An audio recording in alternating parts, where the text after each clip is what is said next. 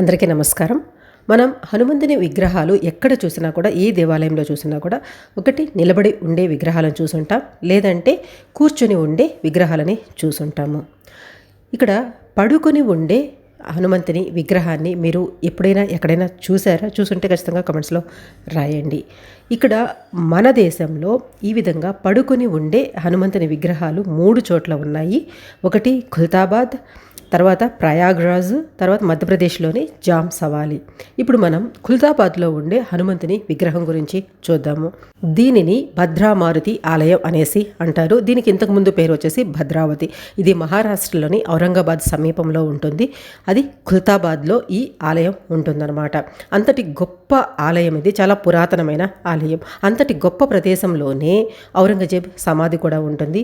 ఔరంగజేబు చనిపోయింది ఒక దగ్గర అయితే, సమాధి చేసింది మాత్రం ఖుల్తాబాద్లో. తన గురువు సమాధి పక్కనే తన సమాధి ఉండాలి అనేసి ఖుల్తాబాద్లో సమాధి కట్టించుకున్నాడు. అసలు ఖుల్తాబాదు ఈ భద్రామారుతి ఆలయం కన్నా కూడా ఇంకా ఎక్కువ మందికి తెలిసింది మాత్రం సూఫీల గురించి మాత్రమే అక్కడ ప్రాచుర్యంలో ఉంటుంది. వాటి డీటెయిల్స్ అన్నీ కూడా నేను వీడియోస్ చేస్తున్నాను. ఎవరైనా కావాలంటే ఆ వీడియో చూడండి, మీకు క్లియర్గా అర్థమవుతుంది.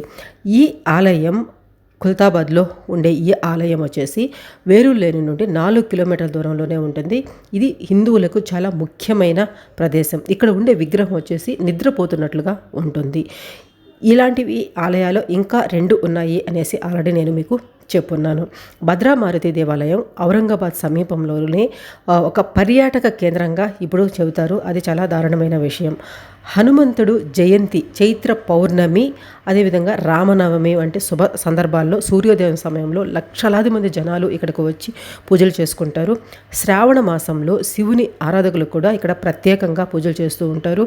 హనుమంతుడు కూడా మహాదేవుని స్వరూపుడు కాబట్టి శివభక్తులు శనివారాలలో భద్రామారుతిని దర్శించుకుంటూ ఉంటారు. కాకపోతే ఇక్కడ స్థల పురాణానికి వస్తే, భద్రావతిలో భద్రసేనుడు అనే ఒక గొప్ప రాజు ఉండేవాళ్ళట. ఆ రాజు గొప్ప రాముని భక్తుడు. రాముని కీర్తనలు పాడుతూ ఉండేవాళ్ళు. అదే విధంగా ఒకరోజు హనుమంతుడు ఆకాశం గుండా వెళ్తున్నప్పుడు ఇతను పాడుతున్న ఈ పాటలని విని ఆ భక్తి గీతాలకి మైమరిచిపోయి అక్కడ దిగాడట.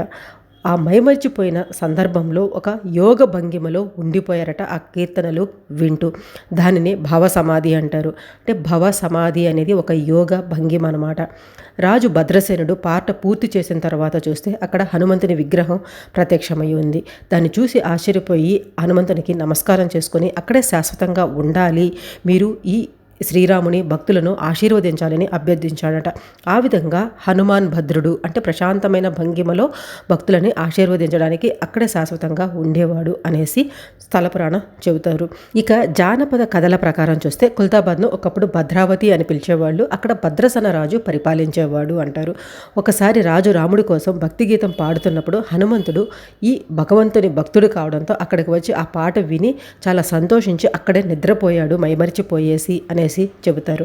అలా హనుమంతుడి గుడిలోని ఆ విగ్రహం నిద్రపోతున్నట్లు ఉంటుంది అని చెప్తారు. భద్రసనుడు ఈ ప్రదేశాన్ని అనుగ్రహించమని స్వామిని వేడుకున్నారట. అలా హనుమంతుడు అక్కడ నిద్రపోతున్న భంగిమలో ఉన్నారు అనేసి చెబుతుంటారు.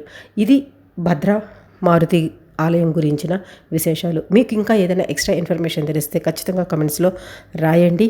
అదేవిధంగా వీడియో నచ్చితే లైక్ చేయండి, కానీ వీలైనంత ఎక్కువ మందికి షేర్ చేయండి. ఎందుకంటే ఇలాంటి ఆలయాలు ఉన్నాయని చాలామందికి తెలియకపోవచ్చు. మీ ద్వారా మీరు తెలియచేసిన వాళ్ళు అవుతారు తెలియని వాళ్ళకి.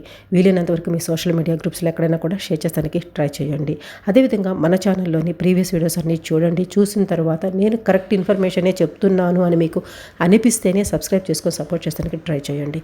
Thanks for watching. జై హింద్.